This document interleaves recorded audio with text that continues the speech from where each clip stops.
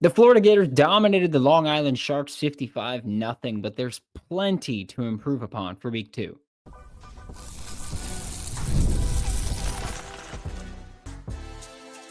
You are Locked On Gators, your daily podcast on the Florida Gators. Part of the Locked On Podcast Network, your team every day. Hello and welcome back to another episode of Locked On Gators, part of the Locked On Podcast Network, your team every day. Thanks for making Locked On Gators your first listen of the day. Every day we are available daily and free wherever you listen to the podcast and on YouTube. Happy Monday. I'm Brandon Olsen. Find me on Twitter at WNS_Brandon. Find all my written work with New York Giants on SI and swampsignal.substack.com. We just started that. First article came out today. We're going to have more. We're going to have film review. We're going to have a bunch going on for you. Some free, some premium. Today's episode of Locked On Gators is brought to you by Game Time. Download the Game Time app, create an account. Use code Locked On College for $20 off your first purchase. And the Florida Gators destroyed Long Island on Saturday night. It was fun. It was an entertaining atmosphere, I'll say. I don't want to say like it was a great atmosphere or anything like that, because, well, it seemed like it was full and everyone was having fun, but it also wasn't this big intense thing, right? And for me, when I say great atmosphere, that's what I'm talking about, like an intense rocking the entire time. It seemed like people were having a ton of fun, but it wasn't the hostile environment that I think a lot of people expected, or a lot of people are used to in the swamp. As expected for what was expected to be and what was a massacre. There's still plenty to improve upon. And look, I'm not trying to be the guy. I still remember 2022, right after the Utah game, I went on my show and I was talking about things to correct. And someone left a comment about me being the guy that'll I think it was pissing the Cheerios, right? And that's not what I'm trying to do when I say this. It's just for me in this game, there's not much to take away where you can go, oh yeah, this is a big positive. This is a big positive. You played Long Island. If things are positive, that's what they're supposed to be. However, there were some negatives in some areas where Florida needs to improve upon if they want to reach the level of success that they can reach this year, which, by the way, college football playoff roster. It's just a matter of actually doing it, and it's just a matter of coaching, catching up to the talent. I could tell you this right now. We're not talking about play calling today because that is an absolute waste of time. I'm not saying that play calling won't be an issue this year. I'm not saying that I don't care who called plays or what they looked like.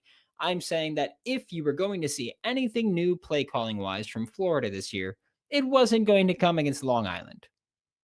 That's why I'm not wasting my time talking about play calling, because I don't like wasting my time, and that's what that is.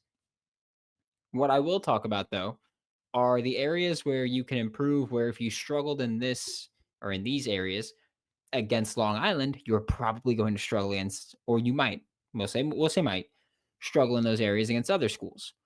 First off, DJ Lagway's play, first time playing since the bowl game in mid-late December.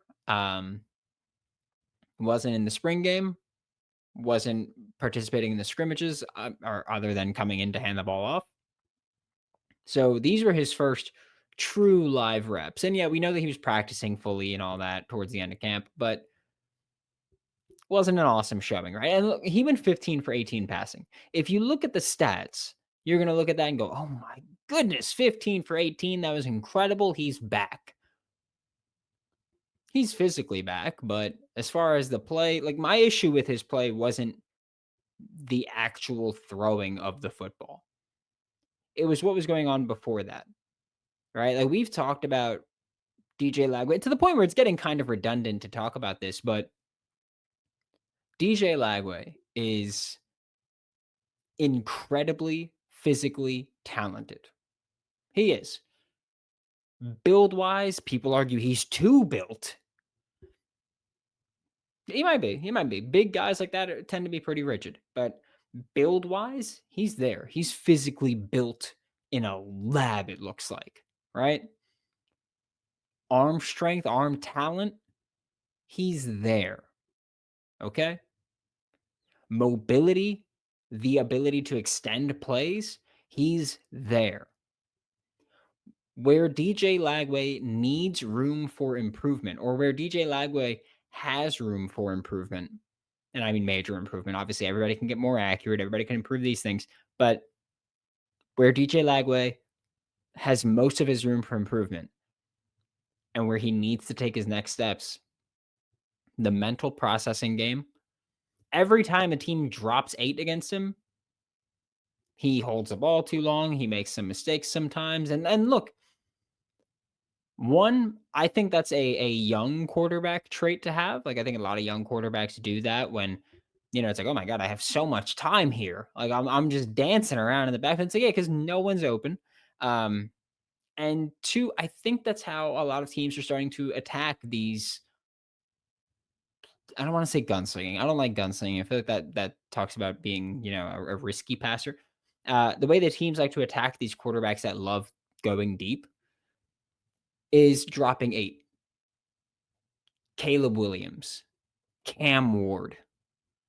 Like, that's how teams Patrick Mahomes, that's how teams are attacking these quarterbacks that love the deep ball, is they're gonna go, "Hey, not only are we gonna take away the deep ball, we're gonna start taking away the intermediate, you're gonna have to take the underneath." Like Patrick Mahomes, everybody goes, "Oh, yeah, greatest quarterback in the NFL," right? He's the best quarterback on the planet right now. But his yards per attempt keep dropping. Why? Because defenses are going, "Hey, we're gonna drop 8, we're gonna drop 7, we're gonna sit back, and we're gonna let you make these passes, and we're going to just make the tackles underneath. We're not going to let you hit those deep balls." Where DJ Lagway needs to improve, taking the underneath game more often. Just working. A lot of his passes were behind the line of scrimmage because they were pop passes and screens.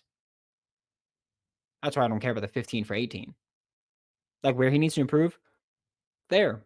Mechanics need to improve as well, but I will also say, to his credit, one, he's been banged up and not throwing for a portion of 2025.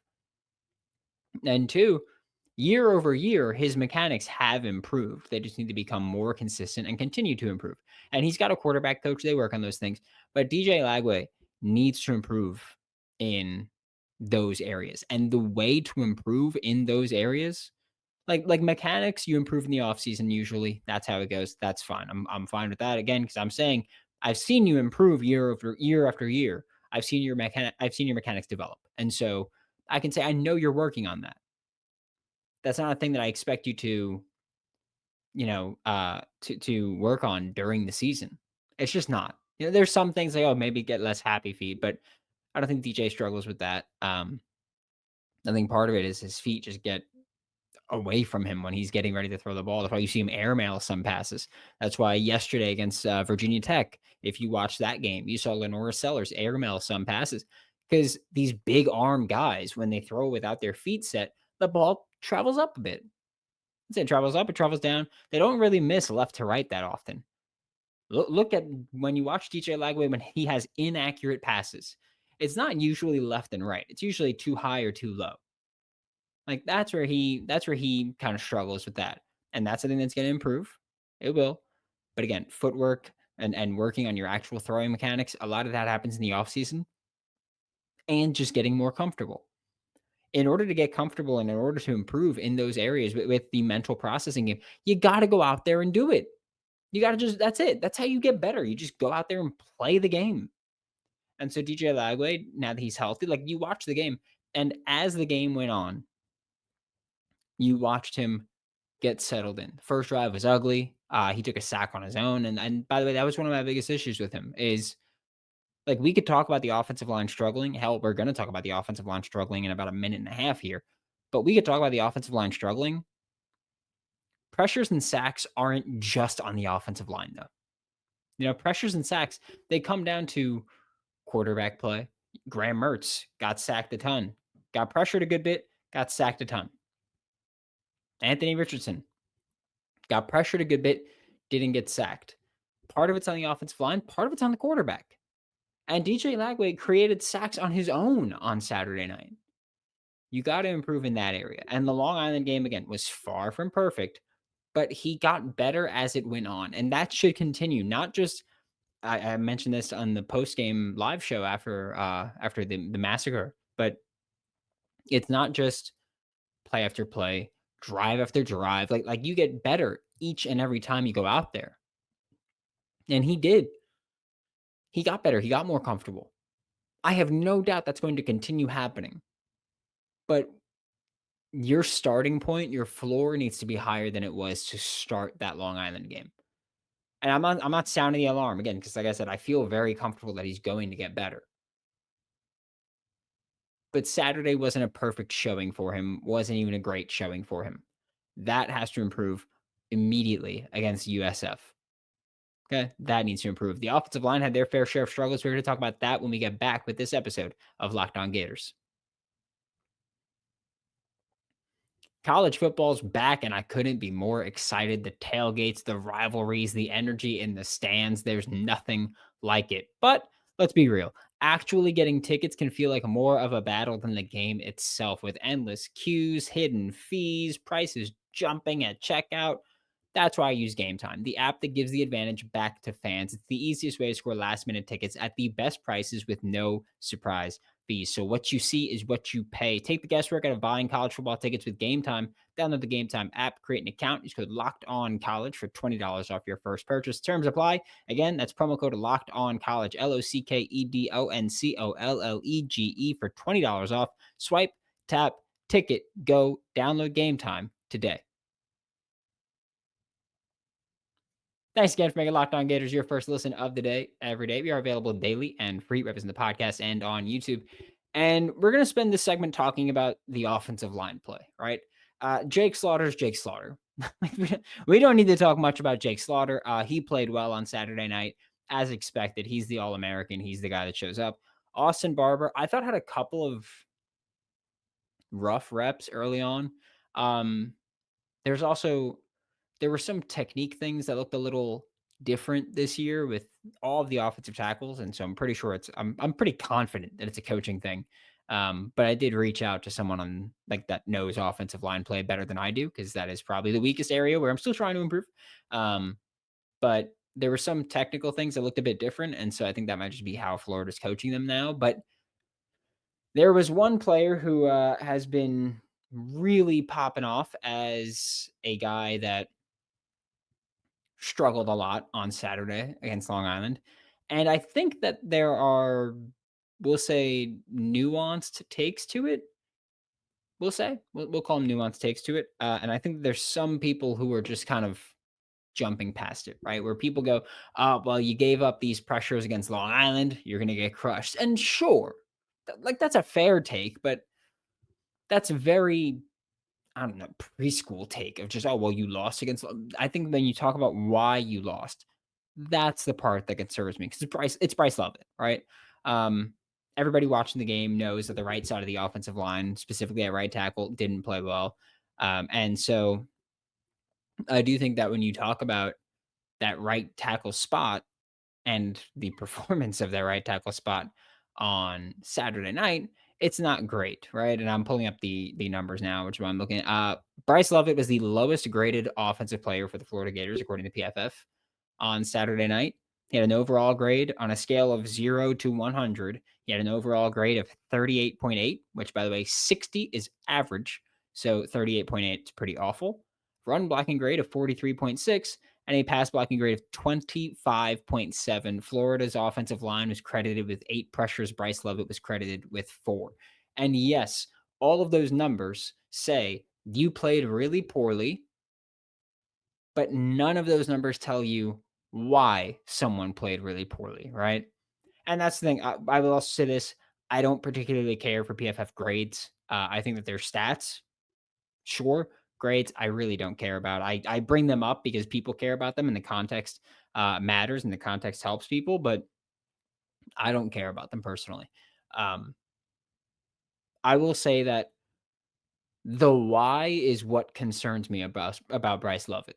You know, we spent a lot of this offseason talking about who was going to be right tackle too. And I spent a lot of this offseason going, look, I think it's going to be Bryce Lovett. Caden Jones is kind of my guy, but I think it's going to be Bryce Lovett. Um, and the why for Bryce Lovett was not the why that I really mentioned when we were talking about the summer, because I thought that this area would be a bit more cleaned up. And you can go back to me talking about how Jonathan DeCoster was coaching the offensive line and how he posts clips of guys who Bryce Lovett known as being like a heavy-footed guy coming out of high school, that he looked a bit more nimble, but then you look at Saturday night against Long Island, and it's like he's got cement on his feet. And that part gives me genuine cause for concern because your lack of footwork and the ability to operate in space against Long Island terrifies me for what that's going to look like against Georgia and Texas and Ole Miss and teams that have these athletic edges that are going to blast you if you can't block them, if you can't get in front of them. I've spoken about it before, and I know that I've mentioned this story multiple times, but this past summer, spring with the Giants, Jermaine Illuminor, right tackle, was talking about Evan Neal moving from tackle to guard, and he was like, "Yeah, it's not so much about the size anymore; it's more about footwork. So we don't care if you're 6'7", we're not going to go, you're too big to play tackle. We're going to put you at tackle if you have the footwork to play tackle." Or sorry, we're not gonna say you're too big for guard. We're gonna put you at tackle if you have the footwork for tackle, but if you don't, then we're gonna put you at guard. And it's not about your size, it's about your footwork and ability to work in space.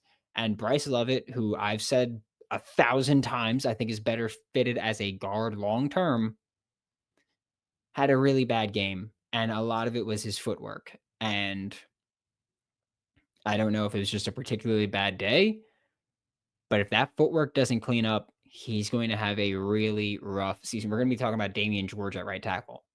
Like, I don't think they're gonna put Damian George at right tackle. I think we're gonna be talking about when Damian George was right tackle in 2023. I think that's the kind of play you're gonna get if Bryce Lovett doesn't pick it up.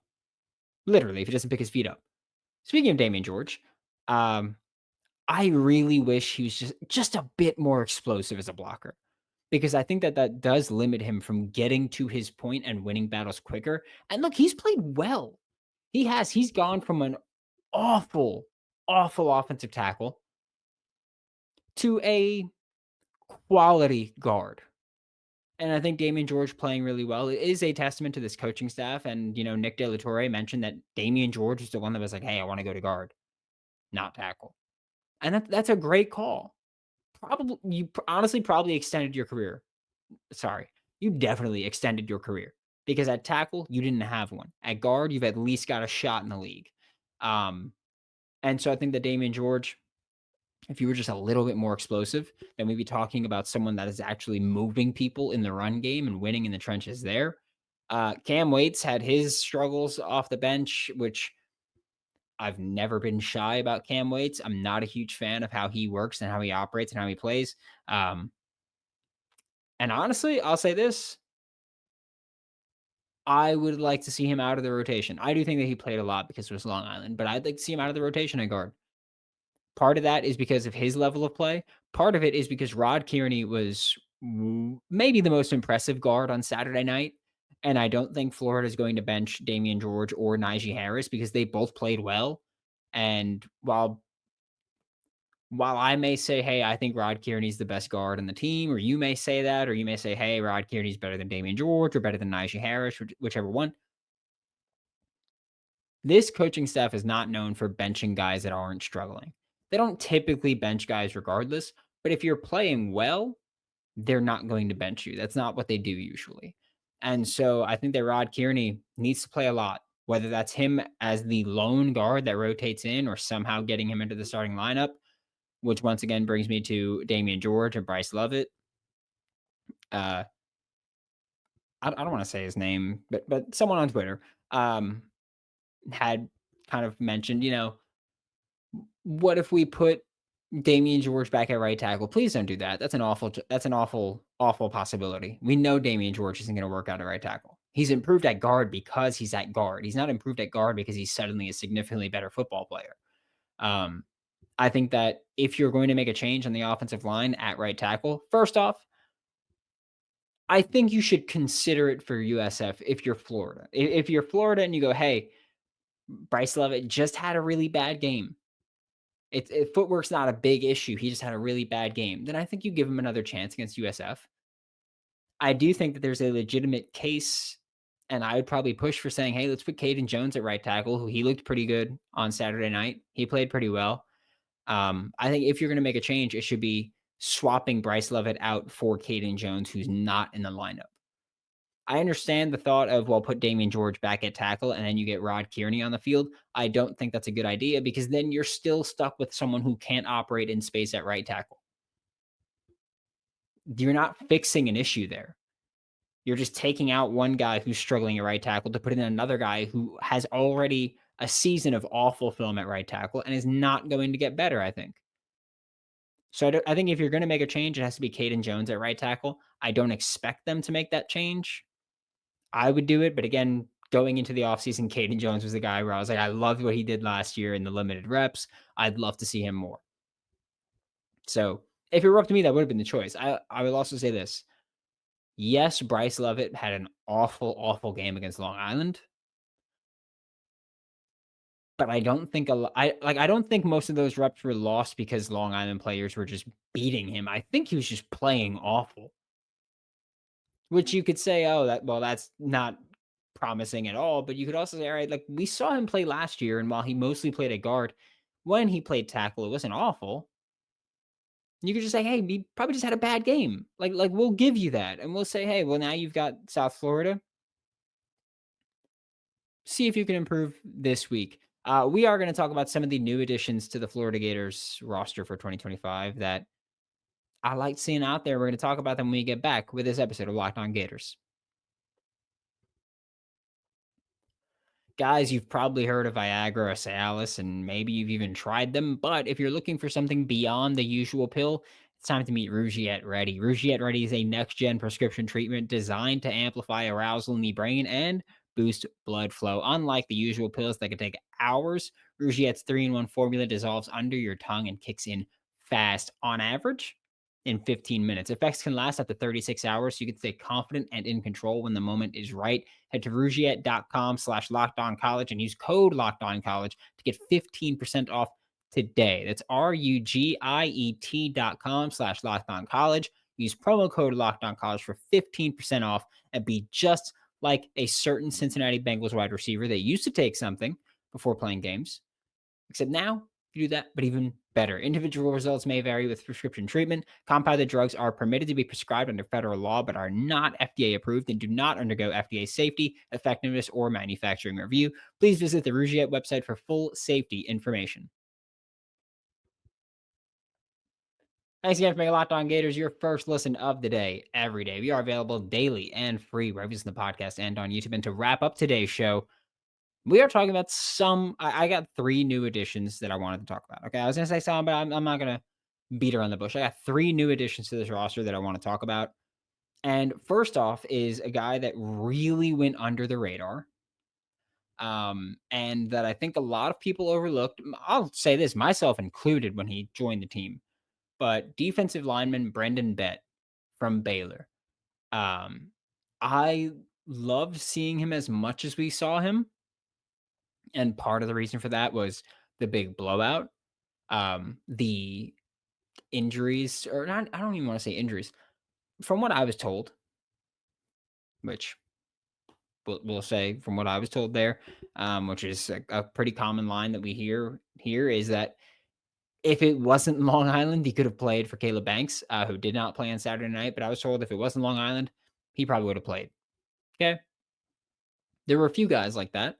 And I think for Brendan Bett, he got the opportunity because of Caleb Banks being rested. He got the opportunity because of the blowout, but he also got the opportunity because he impressed in camp. And he also got the opportunity because he's a pretty good football player. I'm not saying, all SEC, all American, but I'm saying he's a pretty good football player. You can go back to the Baylor film, and when he played, looked pretty solid. He was academically ineligible. And, the story is that he had requested assistance academically and kind of didn't get it from Baylor. But he came to Florida and is eligible and is ready to play and knows the defense already, which I know for defensive linemen, a lot of people think that defensive line play is just, just go get the ball. That's not how it works, right? Like I think that a lot of people really downplay how intelligent and strategic football is. It's why it's my favorite sport. It really is because I think that the mental work that goes into football is unmatched. Hey, I need to hit this gap and stay in this gap for this reason. So this guy can attack. Like the fact that it's everything needs to be working in cohesion is incredible. Brendan Bett has a slight advantage over some of the other newcomers on the defensive line because he recruited by Ron Roberts. He was taught how to play in this defense. Dave Aranda, he was taught how to play in this defense at Baylor. He knows how to play in this very similar defensive system, so he came over and was able to play. I hope he's a consistent part of this rotation because he looked good from a technical aspect or from a technical standpoint on Saturday night. It wasn't just, oh yeah, he's beating the crap out of Long Island. It was he looked technically sound, and I loved watching him play. I thought it was a hell of a game for him, and I hope that he can continue to string together those kinds of efforts and those kinds of games because I think if he does, you're looking at more opportunities to rest the starters on the defensive line, more opportunities to rest other players and to just have everybody stay as fresh as possible for this season. I would love seeing that. Vernal Brown III is unsurprisingly another name that we're going to talk about. Where a few weeks ago we did the buying and selling true freshman contributors, and I said, "Hey, I'm buying ish. I don't know what he's going to do on offense, but I think he's going to be a pretty significant contributor on special teams." Aiden Mizell was ruled out on Saturday night. Vernal Brown III ended up getting the start in his spot, had the most yards in the team with 73 on 3 catches, including an insane catch that I will say the catch was sick, right? The catch was wild, the arm out, the eyes to the side. Like the catch was great.